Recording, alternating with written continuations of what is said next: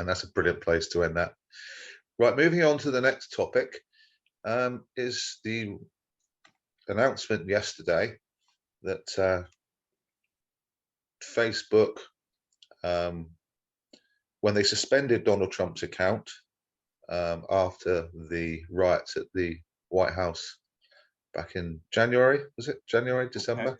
Not the White House, Capitol Hill, sorry, yeah, Capitol Hill. Yeah, my mistake, sorry. If you want to now just take us through what the announcement, who made the announcement, and what the implications are.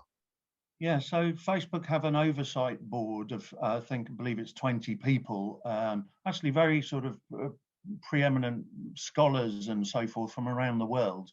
Look like a good group of people, and they oversee decisions made by Facebook, the company, if you like. And so they explored and gave a bit of a ruling on the legitimacy of Facebook's banning of Trump. They determined that the ban was perfectly legitimate, and there were good reasons for the ban. Essentially, is what they said. The ban stays in place, I believe, for at least another 6 months. Looks likely. But what they said is that it was wrong for Facebook to ban Trump just without any sort of time limits. So they said that Facebook should be clearer with any penalties that it imposes. So it should be forever, or it should be for a fixed time limit, a set time limit, or it should be not at all. So they've sort of thrown it back to Mark Zuckerberg and Facebook to come up with a clearer ruling as to the rationale why Trump is banned and for how long that will be, if it'll be forever or for a set period of time. So I think a very decent and reasonable ruling, actually, from my point of view. There's obviously a wide philosophical discussion here about whether private companies such as Facebook should have the right to impose restrictions and bans on people, essentially people's free speech.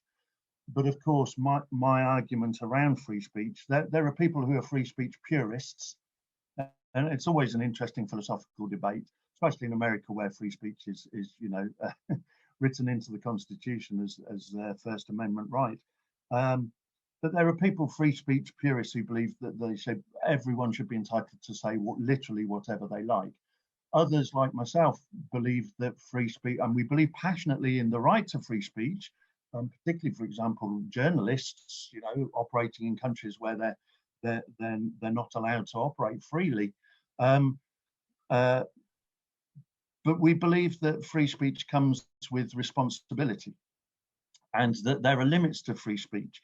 So that if you use your free speech to impinge on the rights of others, the democratic rights of others, including their right to free speech or their right to live without threats of violence or racism, for example, then that's not appropriate, and there should be laws in place in a decent society that take action against people abusing their right to free speech to do that to others. So an interesting thing, and it's slightly dangerous territory, of course, for private companies such as Facebook to be, making decisions about who gets free speech or not. Of course, I would argue that it's perfectly legitimate to ban Trump for reasons that we'll come on to. But what if companies such as Facebook start banning a variety of other people, including people who are saying perfectly reasonable things that don't threaten democracy or people with a different color skin? Can I just say at this point, Tom, as well, it's extremely ironic that Facebook decided to ban Trump after his comments about Capitol Hill and the demonstrations and the supposed incitement. And yet, at the 2016 election, they took absolutely wads of money from him and his supporters in terms of the advertising and the manufacturing of messages, propaganda, if you like, in order to convince lots and lots of people in the US to vote for him. Yeah. So why are they so, I don't know, go back to capitalism and greed, but why are they so open in 2016 to taking all this money to influence, often using inaccuracies, misrepresentations, lies, etc., to persuade millions of people to vote for him? And yet in 2020, they decide, 2020, 2021, they decide to cut him off. Yeah. Is it because, a bit like the Murdoch situation, that he always backs the winner? Is Facebook and these big, large corporations now taking on this mantra? They see when somebody's falling off the cliff, so actually they just give them a subtle heave to help them on their way, knowing full well that someone else is going to come along after them with loads and loads of money to throw at their corporation, even if it's a different message. Yeah. It just seems ironic to me that, you know, on the one hand they take loads and loads of money, and on the other hand they help in his perceived downfall. Facebook are, you know, it seems operating in that, you know, all they care in a way that all they care about is their bottom line. All they really care about is profits, and they've acted in ways that are often, you know, pretty ruthless in that respect. You know, demonstrating that all they really care about is you know, corporate profits, their share prices, and the fortunes that people are making from it. You know, their system of community standards is beyond a joke. They allow the most rampant racism that gets reported and reported and reported, and nothing ever gets done. But if you call someone a name, even something fairly innocuous, you get banned. So it seems to be, if you direct something at someone, like you call someone an idiot or something, people I know have been banned for that. But the person they've called an idiot has posted you know, an absolute avalanche of racist material content, and they don't. Those things are reported. They don't get banned for it. So I mean, a bit of a joke, really. You may be right that they, you know, Trump had lost the election, was on his way out, and they decided it wouldn't harm their bottom line much to take the view they did to ban him. But I mean, it was different in 2016. Yes, they would take, you know, it took huge amounts of money to help with the Trump campaign and their targeting of adverts, much in the way that Cambridge Analytica worked with Facebook and the Leave campaign around Brexit to target adverts at people in specific ways based on their data, some of which was stolen. 2020 was different because obviously Trump lost and then claimed he won, and then incited an insurrection on the Capitol building, a violent insurrection where, you know, several police officers died on the day or within a few days after taking their own lives.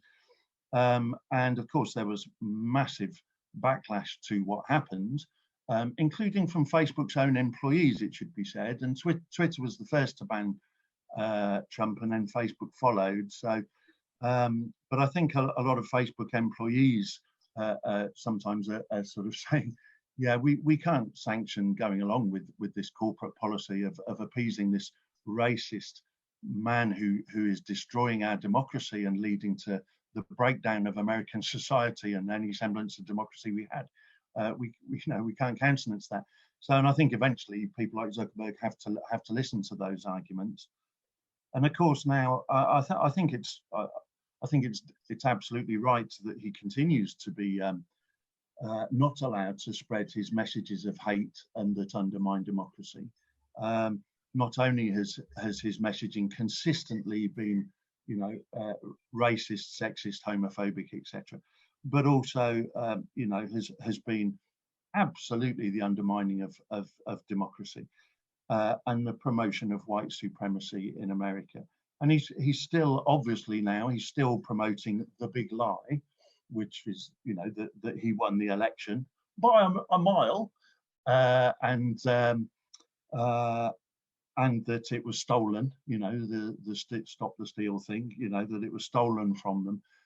And a huge amount of America, particularly Republican voters, still believe that Biden isn't the legitimate president, and that the election was was stolen from them, despite it being, you know, every court in the land that the cases went to threw the cases out for lack of evidence of any fraud.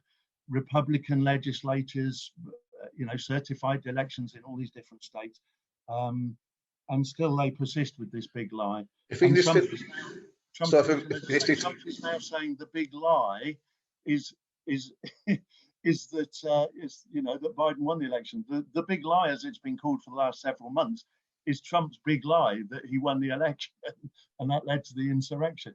Now he's calling the big lie the fact that Biden won the election. He's trying to change what the big lie means. What a joke. Well, we need to obviously finish off and move on to the last topic, but it's also interesting though that it's like a sandwich, isn't it? Because at this end, he's saying that he won the election, that Biden didn't win the election, and there was corruption. And yet, when he came into office, he said that Osama bin Laden, sorry, the Freudian slip. He said, so what was Barack Obama wasn't eligible to be US president because of he completely lied about his birth certificate and his place of birth, which was all uncovered and found out that, you know, it was a lie and blah blah blah. So it's.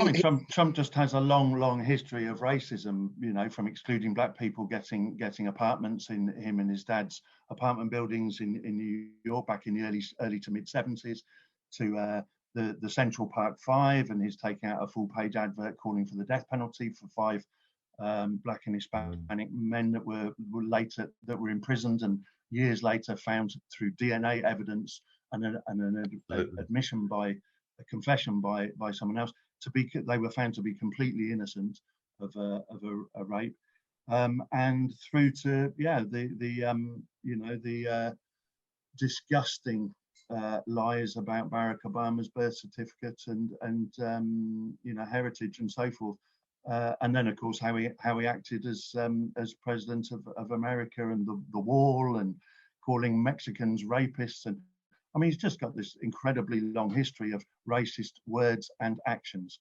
Can I just say before we finish a couple of things? One is, you mentioned a Freudian slip there, and just for our viewers, just to know, the definition of a Freudian slip is when you say one word instead of a mother. And before we finish, I just wanted to share one of Trump's closest allies. Well, 2 in fact. Rudy Giuliani, his home and office has just been raided by the FBI. Looks like he's may well have possibly committed crimes in relation to what he did and what he and Trump said they were doing with the Ukrainians. Looked like there was clearly a quid pro quo with, after all, with what they were persuading the Ukrainians to do to undermine Biden, and they were offering the Ukrainian government something in return. So that's hilarious, and hopefully that will lead to prison sentences. And the other one is Matt Gaetz, you know, this Republican politician that's one of Trump's closest friends and allies, big supporter of Trump, particularly unpleasant, nasty man, extremely right-wing, very opinionated, self-opinionated. And of course, he's recently been found to have been paying for sex, including quite likely, it seems, with an underage girl, 17-year-old girl who was underage according to their laws, and through his friend paying them for that, and other things that surround him. He's been boasting about those sexual conquests with his people in the Senate, and very inappropriately even sharing pictures and things. So it looks like he's disgraced and quite possibly might even have to face legal charges. And I just want to say this, and I can't really stress this enough, that you know, if he ends up in prison, or at the very least having to no longer be a senator anymore, I will absolutely laugh my tits off. Yeah. Which, unfortunately, I'm just finishing off there. Unfortunately, is about all we can do, because it's the disempowerment is such that there is no other outcome for us than sometimes just to nervously laugh at things that actually go our way. Brilliant. Thank you very much, Tom.